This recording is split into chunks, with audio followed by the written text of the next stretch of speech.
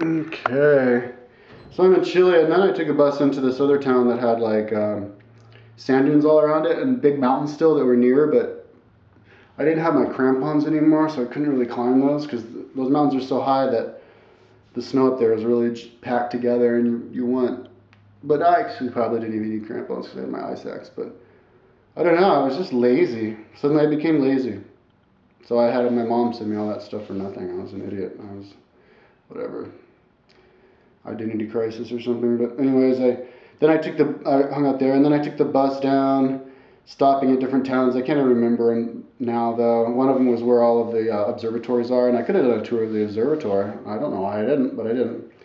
But I hung out at the beach and just walked around. Then I went down to Santiago, spent a couple days there, and then went down, just kind of traveling and staying at little towns on the way down. I went to one town that had a big volcano called like Villarrica in a town called Pucon, I think, which is really beautiful because it was right on the side of a lake. And I met this Chilean kid there who was like living off, he was like a traveler too, to travel around Chile. And he made his money selling instruments. He would make like flutes out of bamboo and didgeridoos out of bamboo and even make maybe even string instruments and stuff. It was really artistic and then sell it to tourists. And he was really cool. And he and I originally started talking to him. He's like, you know, I can get some weed. And so I think we ended up buying some, and just got stoned on the beach there, this black sand beach on the lake, and we hung out for a few days.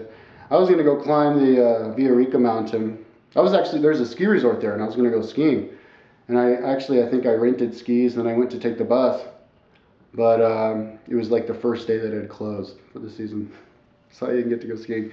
And then I was gonna climb it the next day, so I rented a bike, and I was riding. You know, I spent the bike riding around the town, but I was gonna ride the bike up to the top of the mountain one morning, but I got up in the morning and then I got kind of stoned and and then I for some reason I like didn't have the motivation or something, so I didn't do it. Stupid, because the top of the mountain would have had like lava inside of it.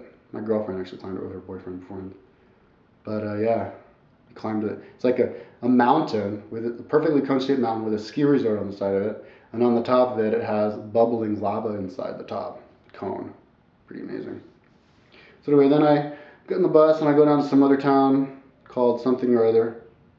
Can't remember, but there were these like sea lions hanging out right on the side of the river that came way up in there, hanging out with the people. It was pretty cool. And there was lots of Germans there. There was a German guy actually who owned the hotel that I was staying at. And I hung out there for a few days with some people who I met there, partying. This is kind of like party time for my traveling. Every place I go, I'm like partying. And then I stayed at a few other places going down, and then took this boat. I stayed in Puerto Mont for a day, and I hung out with some girl one night. That was fun, really hot girl.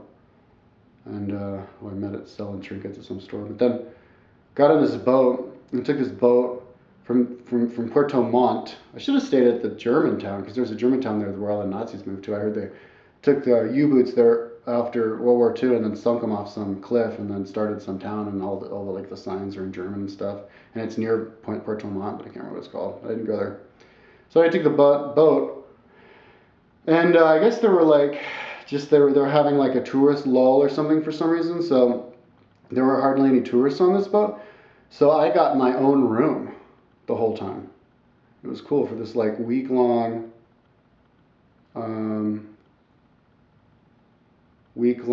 tour on this boat. It's almost as long as I guess the 11 days is how long the bike tour was across the Anticlino. But yeah, and there was like this group of like American and English tourists like speaking English and stuff, but I never hung out with them. They were like on the other side of the boat. I hung out with the people who actually originally had a room with, and then we decided we could all have our own room. This French kid and this other Spanish lady, and then we hung out with these other Spanish, and then we were all speaking Spanish. Oh, 420, and that was quaint. But because I was like learning Spanish, and I kind of wanted to just practice my Spanish, so it was cool. It was like the first time I was hanging out with people just in Spanish. And then but it was a beautiful tour because the boat goes down like in between all the islands and then through really narrow area, kind of like you're going up a river with like really steep, mountains on either side, kind of like you're up in like northern Alaska or something. And then it goes down, and then it got to some point right before we got to a town, I can't remember what it's called though, where it had to like do some fancy maneuvering, where it was only like 3 feet on either side, and it barely squeezed through some area. And then, oh, we actually did pass a wreck of a boat before that. And then we parked and we got someplace and hung out there for a couple of days. And then the two Spaniard couple rented a car, so we went out to, oh man, what's it called? Torres del Paine National Park. And I hiked around there for a few days, which is beautiful because I hiked up to the Torres del Paine, which are these two towers that are really, really high, like maybe 1,000 feet high. And they happened because back a long time ago there was like snow there, and there was volcanic lava that tried to push itself through, and then it, like, I guess stopped pushing itself through, and then all the ice melted, and so then you have all these towers. And I guess people have climbed it and stuff. But yeah, I hiked to the bottom of that. It's a beautiful place. Lots of different animals there. They have these little birds that don't fly, like little munchkin emu things, little munchkin kiwi things, and then all these eagles. And I actually saw like a bobcat type thing over there, and all these like weird kind of like cross between a camel and a horse. And those little emu things were stupid though. They like run away from you and then like bump into the fence. But and then like foxes, and pretty crazy place, and tons of those llama things. But I hiked around there and would stay in my. They had like hostel type places, but I just stayed in my tent and like designated camp areas. And there was this one glacier I was gonna hike up to that I didn't. Ended up just taking a boat across this lake, which were like really beautiful turquoise lakes. And there were mountains around, snow-capped mountains, and glacier too. I camped out at one campsite. And right next to this mountain that was covered in glaciers, that was next to the Torres, and all night long, every 30 seconds I heard this, like ice was breaking off the glacier like every 30 seconds. And I guess it replenishes the glacier because when it snows, it like repacks it, and then so it falls off. So it's pretty cool. So then I hiked around there and then took the boat across some like really blue. I guess it's from, like in Bolivia, all the lakes were different colors. You have the blue ones, the green ones, the red ones, and they would be called by their color. But yeah, even in Torres del Paine, they were all like bright blue from some chemical or rock that was dissolving in there. But yeah, then I took the boat back and then went to that town, then took the bus down to some other town, which is like the farthest south town of Chile, or something like that. Big town, anyways.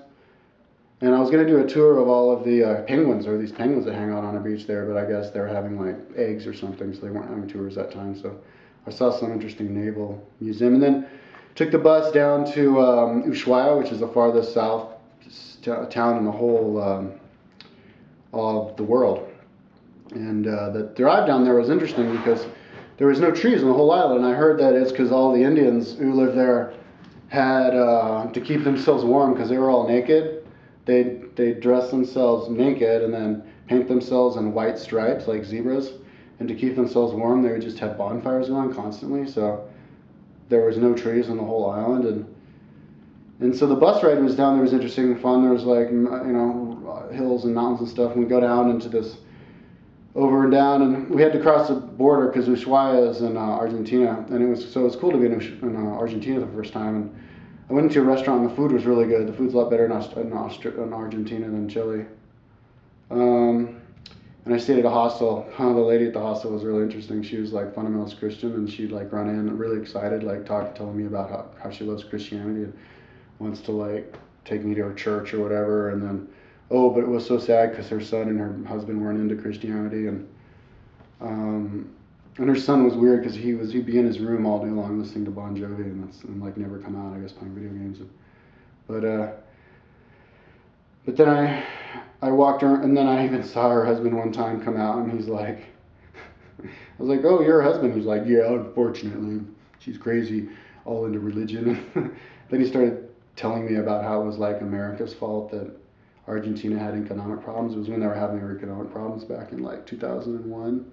See, September 11th, 2001 happened when I was actually on the bicycle tour in Bolivia with that kid. And the first people who told me about it were the car that I got in, full of Irish people who were like, yeah, they got hit by terrorists. I was like, really? Yeah, I think followed away to the ground. And I'm like, really? But they were all like nonchalant about it. So I was like, is that true? And I went down, and sure enough, it was all over the news. But anyways, Yeah, so I walked around Ushuaia a couple days. It was surrounded in mountains. For some reason, I didn't hike the mountain though that was right next to it. It would have been a cool view. And I was thinking about doing the tour to Antarctica, but I would have had to wait another month until they actually started doing that, and I didn't want to hang out in Ushuaia for a month because it's kind of expensive and stuff. But and there was also a really, I saw the map. There was a really cool ski resort that was only like an hour away. That would have been cool to ski at. But oops, out of time.